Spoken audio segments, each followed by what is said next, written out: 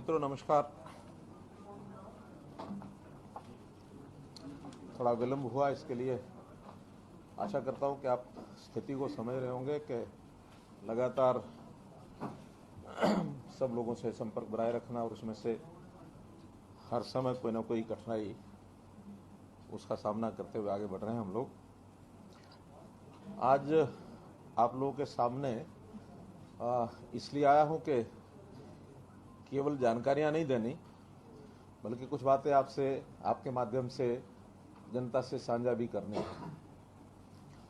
परिस्थितियां जैसी हैं, हमको सबको मालूम है कि लगातार निरंतर कोरोना का जो प्रभाव है वो बढ़ रहा है, और केवल बढ़ रहा है इसकी जानकारी पूर्व अनुमानों से तो की जा सकती थी, लेकिन जितना अनुमान था उससे बहुत अधिक बढ़ रहा है। अगर वर्षा के दिनों में बाढ़ आए इसका अनुमान तो लगाया जा सकता है, लेकिन बाढ़ की बजाय सुनामी आ जाएगी इसका अनुमान नहीं था। यानी पिछली बार भी पहली जो लहर थी उस लहर में हमारा मैक्सिमम जो डेली का आंकड़ा वो 3100 के लगभग गया था, और फरवरी आते आते लग रहा था कि चीज़ें अब काबू में आ गई हैं और चीज़ें ठीक हो जाएंगी।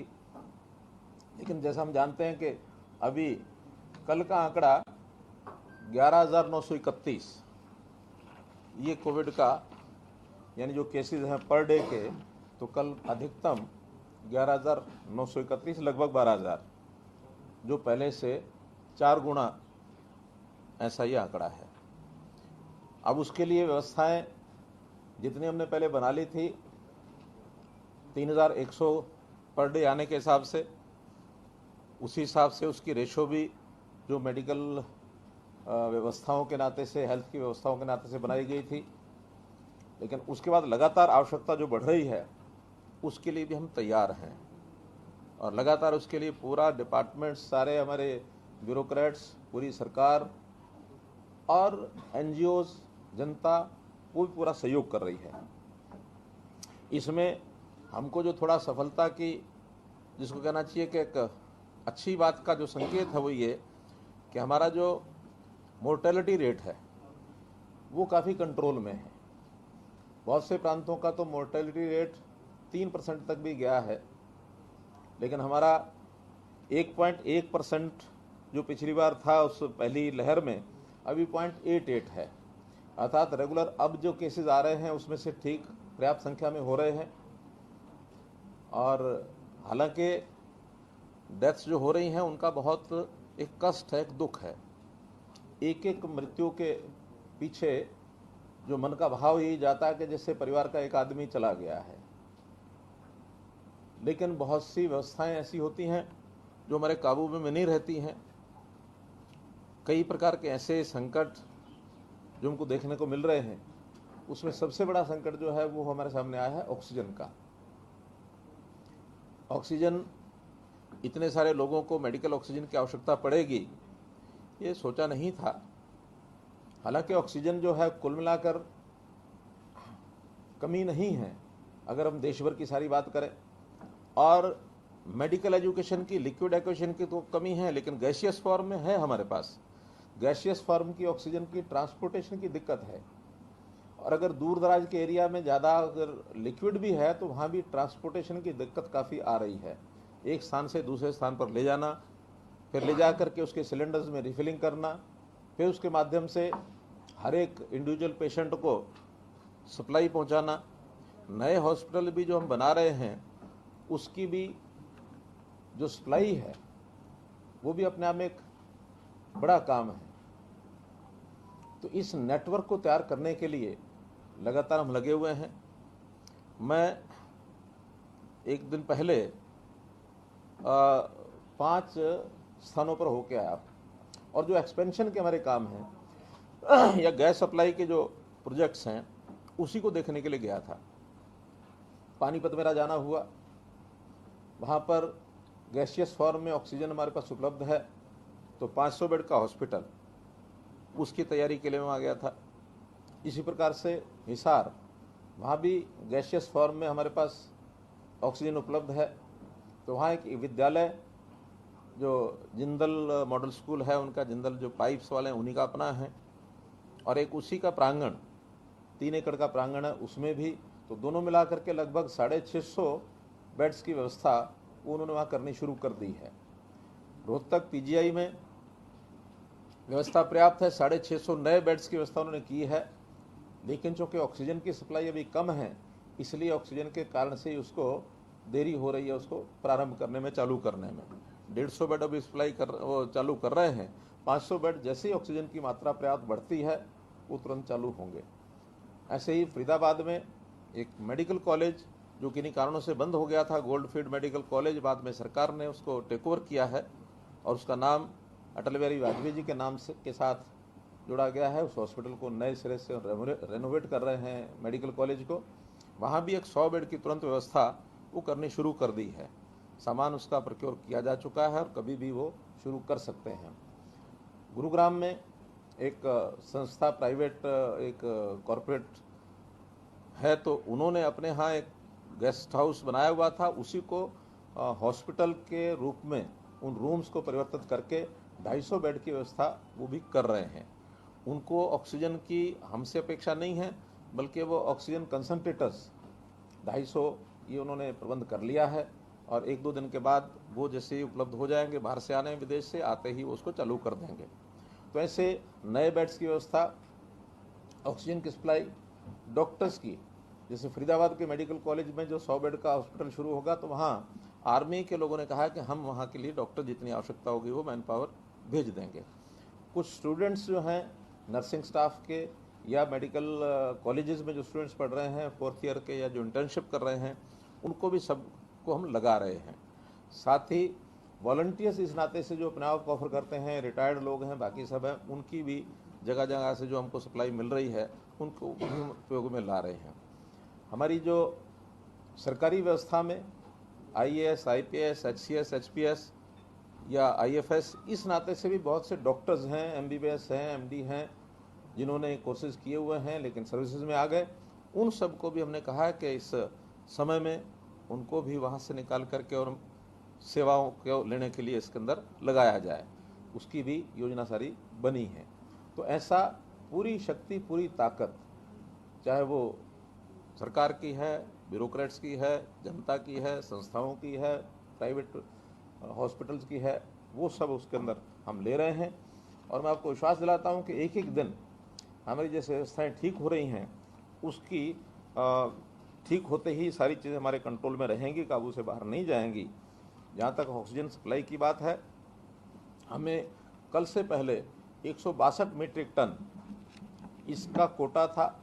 हम लगातार केंद्र सरकार को कह रहे थे, तो कल रात्रि को ही 70 मीट्रिक टन कोटा बढ़ा करके और वो 232 मीट्रिक टन मंजूर हो गया है। और ये 70 मीट्रिक टन हमको उड़ीसा की जो ये स्टील जो जहाँ इंडस्ट्री है वहाँ पर ऑक्सीजन वो हमको मिलेगी। एक ट्रेन 5 टैंकर्स उसमें आज हमने यहाँ से रवाना कर दिए हैं, जो 3 दिन में वहाँ से ऑक्सीजन वापस आएगी। सायंकाल तक 2 टैंकर जो योजना है हवाई एयरलिफ्टिंग के माध्यम से 2 टैंकर वहाँ शाम रात्रि तक पहुँच जाएंगे, वापसी पर वो बाई रोड आएंगे। तो इस प्रकार से चाहे ये ट्रेन की हैं, चाहे वो बाई एयर जाएंगे, तो भी कम से कम 1.5 दिन का समय, 2 दिन का समय उसमें लगेगा। तब तक हमारी जो पिछली सारी कैपेसिटी है उसको हम उपयोग कर रहे हैं। जो इंडस्ट्री के अंदर छोटे छोटे यूनिट्स थे, जो प्रोडक्शन के यूनिट्स थे या फिर रीफिलिंग के भी यूनिट्स थे, जो उस ऑक्सीजन को सिलेंडर्स में भरते हैं, ऐसे कई इंडस्ट्रियल यूनिट्स के लगभग 5 तो ऐसे हैं जिनका लाइसेंस हमने दे दिया उनको मेडिकल ऑक्सीजन की सप्लाई के लिए। एक फॉर्मेलिटी पूरी करनी पड़ती है, बाकी भी आज शाम तक 5 या 7 और भी हो जाएंगे। तो ऐसे 10-12 सेंटर्स हैं फिलिंग स्टेशन के रूप में, वो जो काम आएंगे। हमें टैंकर्स की आवश्यकता पड़ रही है, तो टैंकर जितने नाइट्रोजन के लगे हुए थे अभी तक इंडस्ट्री में, उनमें से भी हमने कुछ टैंकर्स को और ले लिया है ताकि उसकी सफाई करके ऑक्सीजन के रूप में उसके बदला जा सके। बहुत जगह पर तो आज भी एसेंशियल सर्विसेज के नाते मेडिकल यानी मेडिसिन्स की प्रोडक्शन है, या और कई प्रकार के डिफेंस के कुछ ऐसे इंडस्ट्रीज़ हैं, वहाँ तो निर्बाध हमको चलाना ही पड़ेगा, चलाना ही पड़ता है। लेकिन जहाँ कहीं नॉन एसेंशियल आइटम इंडस्ट्री में ऑक्सीजन की सप्लाई अथवा नाइट्रोजन की सप्लाई अथवा और गैसेज की सप्लाई, उसको लेकर के उसका उपयोग करेंगे। एक सुझाव और आया है कि हम कुछ इंडस्ट्री से बात कर रहे हैं कि सिलेंडर की कमी के नाते से हम CNG जो LPG के सिलेंडर्स हैं, इसका भी जुगाड़ कर रहे हैं कि उसके अंदर उसका जो क्या लगाते हैं वाल नोजल जो है, उसको उस ढंग से करें कि ऑक्सीजन की सप्लाई उसके माध्यम से हो सके, क्योंकि उसकी उपलब्धता हमारे पास है। तो मेरा कहने का अर्थ है कि इन चीज़ों का जहाँ से भी रिसोर्सफुल कोई आइडिया मिलता है उसको हम लागू कर रहे हैं। विदेश से भी ऑक्सीजन कंसंट्रेटर्स हमको कुछ ऑफर हुए हैं, कुछ अमेरिका से, कुछ UK से वो आने हैं, लेकिन एयरलिफ्ट होकर के आएंगे, उसमें समय कितना लगता है वो निर्भर करता है। तो ऐसे ऑक्सीजन की सप्लाई हो, ऑक्सीजन का कोटा हो, उसकी ट्रांसपोर्टेशन हो, एक एक बात को हम आगे बढ़ा करके और इसको हम पूरा कर रहे हैं। एक विषय मैं ज़रूर कहना चाहूँगा, और वो 2 दिन पहले जब मैं रोहतक गया था, तो रोहतक में जिस प्रकार से मैं बातचीत यहाँ कर रहा हूँ, बहुत खुल कर के बात करने का मेरा स्वभाव है। बहुत लाग लपेट करने का, चीज़ों को छुपाने का या भाषा को तोड़ मरोड़ बोलने का मेरा कभी स्वभाव नहीं रहा।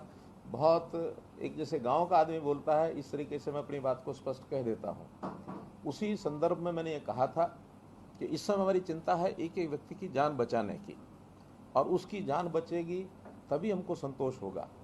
हमारे मानो किसी भी हमारी किसी लाचारी के कारण से, हमारी व्यवस्था की कमी के कारण से अगर एक भी व्यक्ति की मृत्यु होती तो हमें बहुत दुख होता है। तो हम व्यवस्थाओं को बना रहे हैं, एक एक करके आगे कर रहे हैं। और मीडिया के मित्रों ने कुछ इस प्रकार के प्रश्न कर दिए कि आंकड़े नहीं मिल रहे, डाटा नहीं मिल रहा, ये नहीं और वो नहीं हो रहा। तो उसमें से एक वाक्य मेरे मुंह से ज़रूर निकला, और वो कोई मैंने अपनी ओर से बोला ऐसा नहीं है। सामान्यतः लोग कहते हैं कि जो चला गया है अब उसको वापस नहीं ला सकते। तो मात्र इतनी बात थी कि हमारे शोर मचाने से कोई वापस आने वाला तो नहीं है। हम तो जो हमारे पास हैं, उपलब्ध हैं, उनका जिनकी बीमारी है उनको दूर करने के लिए एक एक व्यक्ति की हमको चिंता करनी है कि उसकी जान बचे। अभी साधारण सी बात को लेकर के और जिस प्रकार का एक बाउंडर खड़ा किया गया, हमारे कुछ ट्वीट मीडिया मित्र होते हैं तो उन्होंने उस प्रकार से चीज़ों को आगे बढ़ाया, कई चैनल पर भी 1-2 जगह चल गया। मेरा निवेदन यही है कि हमारी संवेदनशीलता उसको ध्यान करें कि हम क्या चाहते हैं। हमारे प्रयत्नों में कहीं भी कोई कमी आपको नहीं दिखेगी। हम अपने प्रयत्नों को इस ढंग से कर रहे हैं कि जैसा मेरा अपना परिवार है, और परिवार के एक व्यक्ति की भी अगर जान जाती है तो उसका सदमा, उसका दुख, ये हमको भी उतना ही है, कम नहीं होता है। तो इसलिए इन सब बातों को ध्यान में रखते हुए हमको आगे बढ़ने के लिए और सबके सहयोग की आवश्यकता है। आज विषय वाद विवाद का नहीं है, आज संवाद का है कि हम किस प्रकार से चीज़ों को आगे बढ़ाएं। आज हम सब मिल कर के और इस महामारी का मुकाबला करने के लिए आगे बढ़ें। हम अपने मतभेद, राजनीतिक मतभेद होंगे, इलाके के होंगे, कोई भी मतभेद होंगे, तो उनको दूर करके हम एकजुट होकर के, खास करके हमारे जो विपक्षी दल के नेता हैं उनसे भी मेरा निवेदन है। बहुत लोग सहयोग करने की बात कह भी रहे हैं, मुझे लगातार फ़ोन भी आ रहे हैं कि हमारी ओर से बताइए कोई सेवा करनी है। बहुत संस्थाओं के फ़ोन आ रहे हैं, बहुत जो हमारे कॉर्पोरेट जगत के लोग हैं उनकी ऑफ़र आ रही हैं। संस्थाओं में कई लोगों ने कहा कि हमको बताइए 100 बेड का अस्पताल बनाने के लिए हम तैयार हैं, कहाँ बनाएं। हम उनको एक ही बात कहते हैं कि ऑक्सीजन की सप्लाई का सुनिश्चित होने दें, फिर हम बेड्स की व्यवस्था जितनी आपकी इच्छा होगी हम बनवा लेंगे। डॉक्टर्स की भी हमको प्रबंध करना पड़ता है, वो भी करेंगे।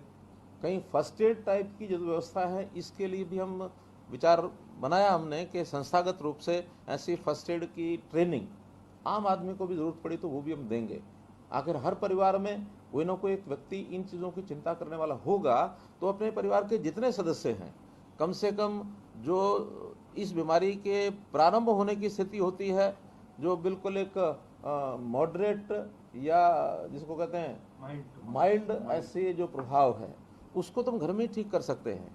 सीवियर कोई इस प्रकार का पेशेंट कोई होता है, उसको ही आवश्यकता पड़ती है अस्पताल में जाने की, और अस्पताल में जिनको जाना है वो स्वयं, चाहे वो पेशेंट है चाहे परिवार के लोग हैं, उनसे भी मैं निवेदन करूंगा कि वहाँ जा कर के हम कई बार मन में होता है कि ये दवाई क्यों नहीं मिली, ऑक्सीजन में मैं क्यों नहीं गया। ऑक्सीजन की आवश्यकता तो वहाँ ज़रूर जाएंगे, ज़रूर मिलेगी भी सही, लेकिन ऑक्सीजन को नापने के लिए ऑक्सीमीटर आया तो सब अपना ध्यान रखें कि अगर वो 90 से ऊपर ऑक्सीजन है तो ऐसी स्थिति नहीं है कि जिसके कारण से कोई बहुत खतरा होता है। वो 90 से नीचे गिरती है तब जा करके कठिनाई होती है, उस समय हॉस्पिटल में हॉस्पिटलाइज हो जाए या अपने ऑक्सीमीटर 10 लीटर के जो ये है हमारे ऑक्सीजन कंसंट्रेटर, तो इस कंसंट्रेटर का भी अब बहुत उपलब्ध होने लग गए हैं, उसको लेकर के घर में भी हम उसका एक ऑक्सीजन के कुछ समय के लिए हम रख सकते हैं। तो इसलिए इन सारी चीज़ों को हम उतना ही उपयोग करें जितनी महत्व डॉक्टर के रिकमेंडेशन, स्ट्रॉन्ग रिकमेंडेशन मैं कहता हूँ, उसके बाद जिसकी आवश्यकता हो उसी का हम उपयोग करें। कहीं ऐसा ना हो कि हमारी बिना चाहत के भी कोई चीज़ हम ले लें और बदले में एक ऐसा पेशेंट जो बहुत ही सीरियस कंडीशन में वो हमारे हाथ से निकल जाए। मुझे एक आज ही एक मैसेज, एक ट्वीट मिला है, वो महाराष्ट्र का है। एक बुज़ुर्ग जो हैं वो बेड पर हैं, उनको हर प्रकार की दवाई की ज़रूरत है, लेकिन उसके वहाँ बेड पर सोते हुए एक महिला आई, अपने पति को, 40 वर्ष का उनका पति, उसकी बीमारी को देख करके उनका कि इसकी जान की पहले ज़रूरत है, और वो स्वयं बेड छोड़ करके चला गया और उसके पति को कि 40 साल की इसकी आयु है, इसको, यानी एक संवेदना है। इस प्रकार की बात को लेकर के चाहे वो हमारे मीडिया के मित्र हों, चाहे हमारे राजनीतिक मित्र हों, चाहे जनता के लोग हों, हमारे कोरोना वॉरियर्स सब लगे ही हैं, उसमें कहीं कोई दिक्कत नहीं है। हम बाकी सब लोग उनकी सपोर्ट के लिए खड़े हों, वातावरण को पॉजिटिव बनाएं। यानी ये पॉजिटिव शब्द भी ऐसा शब्द हो गया कि जो कई जगह इसका अपमान हो गया, कई जगह सम्मानित है। ये वातावरण को पॉजिटिव बनाना ये ठीक है, लेकिन कोरोना पॉजिटिव ना हो ये उतना ही उसका ये भी अर्थ है। तो इसलिए मित्रों, आज के समय में मुझे केवल एक अपील आपके माध्यम से करनी थी कि समाज एकजुट होकर के इस बीमारी को लड़ने के लिए जहां सहयोग की आवश्यकता है वहां सहयोगी बन के खड़ा हो। इतनी बात मुझे आपसे कहनी थी। सबसे बड़ी चैलेंज जो इस समय है वो गुरुग्राम और फरीदाबाद बना हुआ है, लगातार मामले बढ़ते जा रहे हैं, रिस्ट्रिक्शंस भी इम्पोज की गई है, कर्फ्यू भी इम्पोज किए गए हैं, सेक्शन 144 भी इम्पोज किया गया है। इस चुनौती पर पार पाने के लिए, कंटेन करने के लिए लगातार केसेस की संख्या बढ़ती जा रही है, उसको रोकने के लिए आखिर क्या मैकेनिज्म का प्रयोग जो है वो सरकार कर रही है? देखिए, कल ही हमने सब जगह निर्देश दे दिए हैं, डिप्टी कमिश्नर्स को भी, बाकी जगह भी, कि धारा 144 सब जगह लगा दें और 5 से ज़्यादा लोग इकट्ठे न हों। केवल जहाँ कहीं हमने छूट दी है कि फंक्शन में, विवाह शादी में 30 की संख्या हो सकती है, फ्यूनरल में 20 की संख्या हो सकती है, ऐसी परमिशन ले करके, और फ्यूनरल में तो परमिशन की इतनी आवश्यकता नहीं है, संख्या का वही है, लेकिन फंक्शन बाकी कोई करने हैं उसकी परमिशन ज़रूर वहाँ लें। इसके बाद 5 से ज़्यादा लोग इकट्ठे ना हो एक जगह। दूसरा, जो हमने कंटेनमेंट जोन बनाए हैं, पहले माइक्रो कंटेनमेंट जोन का एक विषय हमने प्रारंभ किया था कि भी कोई एक व्यक्ति कोरोना पॉजिटिव हो जाता है तो उसके आसपास की एक बिल्डिंग ज़्यादा, अगर ऊंची बिल्डिंग है या घर आसपास है तो 3-4 घर, उनका एक माइक्रो कंटेनमेंट जोन बनाए। वहाँ की मूवमेंट अगर बंद हो जाती है तो चीज़ें रुकेंगी। लेकिन अनुभव ये आया है कि कुछ एरियाज अब ऐसे हो गए हैं जिसमें हर दूसरे चौथे घर में ही कोई ना कोई पॉजिटिव निकल रहा है। तो उसके बाद हमने उस एरिया को, जहाँ 10% से ज़्यादा जिस आबादी में पॉजिटिव संख्या हो रही है, उसको मैक्रो कंटेनमेंट जोन, बड़ा यानी कंटेनमेंट जोन बनाया है, और वो उसको इम्प्लीमेंट करना भी आसान है। बहुत छोटे छोटे माइक्रो कंटेनमेंट जोन को यानी उसको व्यवस्था, उसको संभालना, उसको मेंटेन करना वो भी कठिन है। बड़े माइक्रो जो मैक्रो कंटेनमेंट जोन हैं वहाँ पर हमारी पुलिस भी होती है, हमारे हेल्थ के लोग भी होते हैं, संस्थाएं भी होती हैं, सब उसको देख रहे हैं, और मैं समझता हूँ उसमें से कंट्रोल हो सकता है। और दुकानों का भी 6 बजे के बाद बिल्कुल हमने बंद कर दी हैं, और नॉन एसेंशियल आइटम्स वो सब बंद हैं, उनके ऑफिसेज बंद कर दिए हैं, घर से काम करने के लिए कह दिया है। इंडस्ट्री के लोग लगातार काम करते रहें, और वो भी सोशल डिस्टेंसिंग के साथ, मास्क लगाकर, सैनिटाइजेशन, ये जितने विषय हैं वो सब करें। आयुष मंत्रालय के लोगों से बात हुई है कि वो उसी प्रकार से जैसे पहले हमने किया था इम्यूनिटी बूस्टर, ऐसी कुछ दवाएं जैसे पहले चलाई थी उसी प्रकार की घर घर बांटने का काम करें, और हर किसी का एक बिहेवियर, खाने पीने के नाते गर्म पानी पिए, दिन में मानो ठंडी चीज़ ना खाएं, जिससे ये कोरोना फैलने का, वायरस फैलने का डर ज़्यादा होता है, उस चीज़ों को कैसे कंट्रोल करें, ये सारी चीज़ें कर रहे हैं। और मैं समझता हूँ कि एक इस समय ये 10 और 11,000 के बीच में, रादर 11,000 और 12,000 के बीच में 2-3 दिन से संख्या यही आ रही है। तो जब 2-3 दिन में एक जगह टिका है, एक बार तो बहुत ज़्यादा बढ़ गया था, एक ही सप्ताह में यानी 5,000 से और 10,000 हो गया था, लेकिन अब 10,000, 12,000, 10,000, 12,000 बीच में 3-4 दिन हो गए हैं। कुछ स्टेट्स में डाउनफॉल भी आना शुरू हो गया, जैसे दिल्ली है, जैसे महाराष्ट्र है, जैसे मध्य प्रदेश है, फिर आपका छत्तीसगढ़ है। 4-5 प्रदेशों में ये संख्या डाउन आनी शुरू हुई है। दिल्ली अगर डाउन आनी शुरू हुई तो उसका प्रभाव कुछ ना कुछ गुड़गांव, फरीदाबाद और सोनीपत शहरों पर पड़ेगा। हमारी जो मेडिकल की जो व्यवस्थाएं हैं वो थोड़ा सा दबाव इसलिए भी महसूस कर रही हैं कि दिल्ली में इतनी बड़ी संख्या होने के बाद वहाँ पेशेंट्स को बेड नहीं मिल रहा है, हॉस्पिटल नहीं है, उनका प्रेशर फरीदाबाद पर, गुड़गांव पर, Sonipat, even GT road Ambala तक, यहाँ तक भी लोग पहुँच रहे हैं। तो इसलिए वो भी एक दबाव था। अब पेशेंट होने के बाद किसी को एकदम टाइट प्रूफ करना कि आप यहाँ के लोग यहाँ इलाज के लिए जा नहीं सकते हैं, मैं समझता हूँ ये मानवता के हित में नहीं है। हमारी इच्छा तो है कि भी स्टेट की हमारी जिम्मेवारी है तो स्टेट के लोगों को सर्वे अच्छी मिले, लेकिन बाकी सब लोग आते हैं तो उनका भी इलाज वहाँ होता है। हिमाचल सीएम की बात कह रहे हैं सर, आज जयराम ठाकुर ने भी यही कहा है कि हरियाणा पर जो दबाव पड़ रहा है, पंजाब पर जो दबाव पड़ रहा है, उसके बाद हिमाचल की तरफ लोग रुख कर रहे हैं स्वास्थ्य सेवाओं के लिए। बेहतर है राज्य अपना दायित्व निभाएं, उन्होंने तरीके की बात हरियाणा पंजाब के तौर पर। नहीं, मैंने कहा कि ये सबके लिए ठीक है कि अपनी अपनी जगह करें, लेकिन आखिर जब प्रेशर किसी एक प्रदेश का और वहाँ व्यवस्था नहीं है तो लोग कहीं ना कहीं दौड़ेंगे। अब दिल्ली से बहुत बड़ी मात्रा में, आज गुरुग्राम की स्थिति यह है कि एक एक हॉस्पिटल के बाहर कई संख्या में एम्बुलेंसेस खड़ी हैं, पेशेंट उसमें बैठे हैं। अब वो कई जगह कहते हैं कि इसको एडमिशन नहीं मिल रहे हैं। एडमिशन का भी उनका एक सिस्टम तो है ना कि एक जितनी व्यवस्था अंदर ऑक्सीजन की उनके पास है, उससे ज़्यादा अगर लोड उन्होंने लिया तो स्थिति क्या बनेगी, भयंकर हो जाएगी। इसलिए हर एक की लिमिटेशंस को सबको ध्यान रखना है। हाँ, जो जल्दी ठीक होने वाले या एक नॉर्मल स्थिति में आ गए हैं, जिसको स्टेप डाउन पेशेंट्स कहते हैं, स्टेप डाउन पेशेंट्स को जितना जल्दी हो सके वहाँ से डिस्चार्ज करके उनके घरों में भेजें, या जो हमने कोविड सेंटर्स बनाए हैं उन कोविड सेंटर्स में उनको सामान्य इलाज के लिए वहाँ ले जाएं। केवल ऑक्सीजन पर रखना है तो वहाँ हम कंसंट्रेटर्स के माध्यम से उनको वहाँ रख सकते हैं। सीरियस पेशेंट्स ही हॉस्पिटल में जाएंगे तो ये चीज़ काबू में आ जाएगी। आपने सरकारी तौर पे तो रेमडेसिविर की उपलब्धता करवा ली अस्पतालों में, लेकिन प्राइवेट सेक्टर में जैसे प्राइवेट हॉस्पिटल्स में भी हैं, बड़ी दिक्कत आ रही है पेशेंट्स को, और बाजार में रेट जो है ऑलमोस्ट 4 गुना हो गए हैं रेमडेसिविर के। दूसरा एक आजकल इस्तेमाल हो रही है टोटली जुमैक करके, वो पहले आर्थराइटिस में इस्तेमाल होती थी, अब कोरोना में भी होगी, और वो सर उसका 1.5-2 लाख रुपये रेट हो गया, 25-30 हज़ार रुपये का वो है। राज्य में स्थिति है, दिल्ली में थी पहले, अब हरियाणा में भी है। इस कालाबाजारी जो प्राइवेट सेक्टर में हो रही है, उसके लिए कोई उपाय, कोई साधन, कोई कदम उठाएं? देखिए, जहाँ तक रेमडेसिविर का है उसमें संख्या में कोई बहुत हमारे पास स्किर्सिटी ज़्यादा नहीं है। हमारे पास सरकारी तौर पर भी हमारे पास 3,000 के लगभग आज भी उपलब्ध हैं रेमडेसिविर के इंजेक्शन्स, और आगे भी हमने ऑर्डर दे रखा 20,000 इंजेक्शन का बहुत जल्दी हमको मिल जाएंगे, उसमें कठिनाई नहीं आ रही।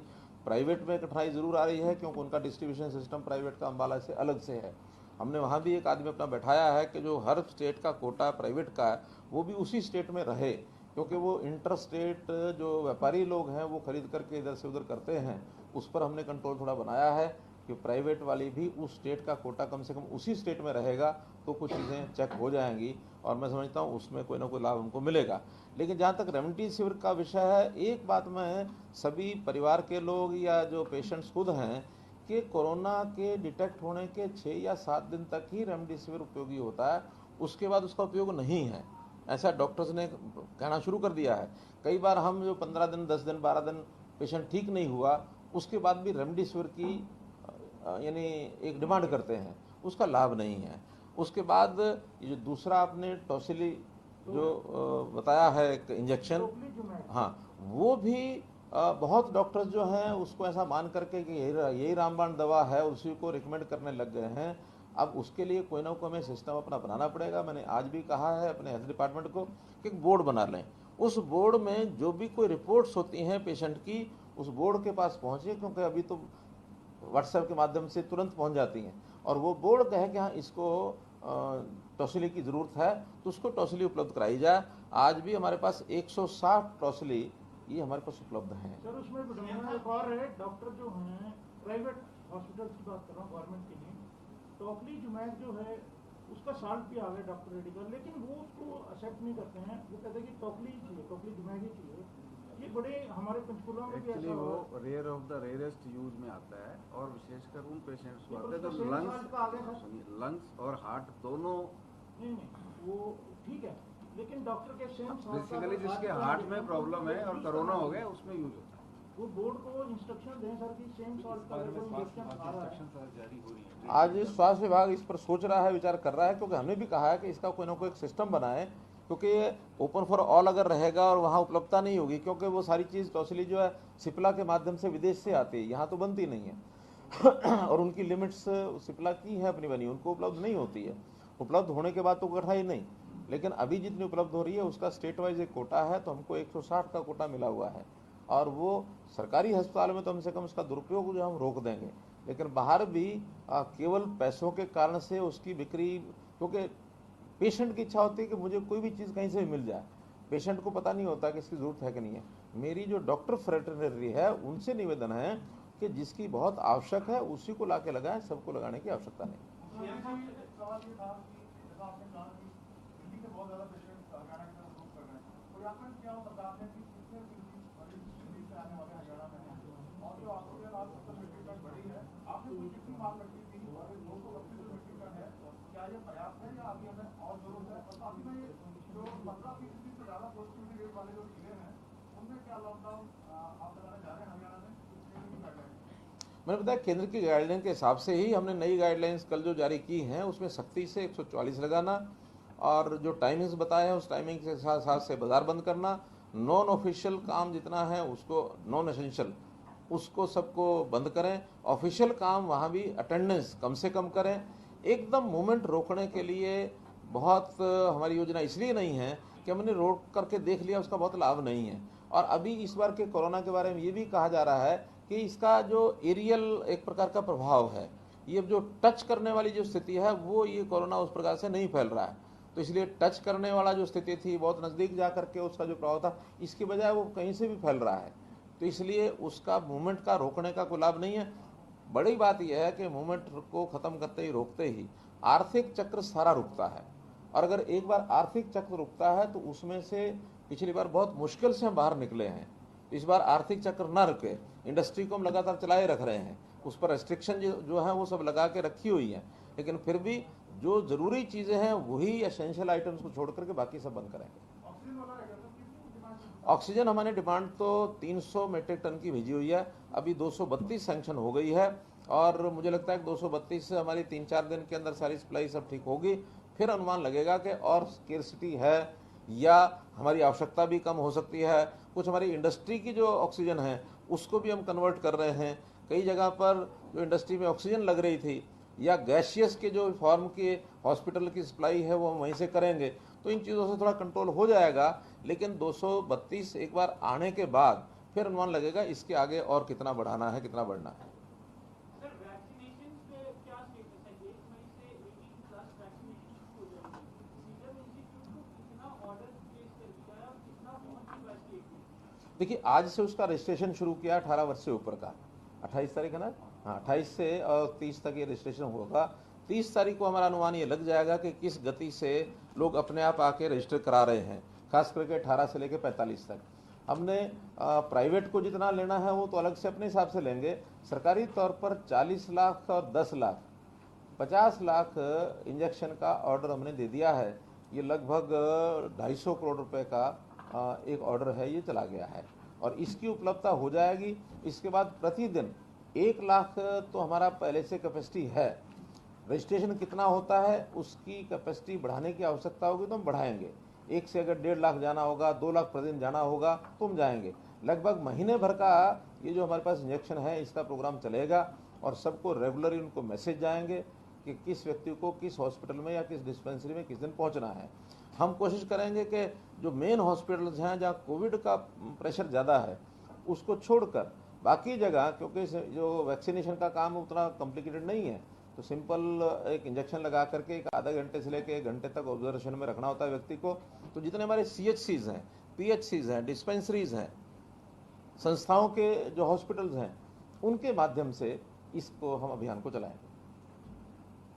15 मई तक कोरोना देश में पीक पर होगा, लेकिन इस तरीके से दिल्ली का कैंसर बढ़ रहा है, तो क्या नहीं हमारा प्रोडक्शन क्लियर करते हैं और ऐसे भी कितने ऐसा डिमांड क्योंकि 160 एमपी जो ऑक्सीजन की हमें जरूरत थी, लेकिन हम 229 हो गए हैं, इस तरीके से कैंसर बढ़ता रहा तो हमारा जो पीक पे आने वाला प्रोडक्शन है क्या वो बिगड़ नहीं जाएगा? एक बार फिर आता देखिए, मैंने बताया भविष्य के बारे में कुछ कहा नहीं जा सकता है। मैंने बताया ऑक्सीजन की कमी हमारे पास नहीं है, गैसियस फॉर्म तो हमारे पास है ही है, और इसके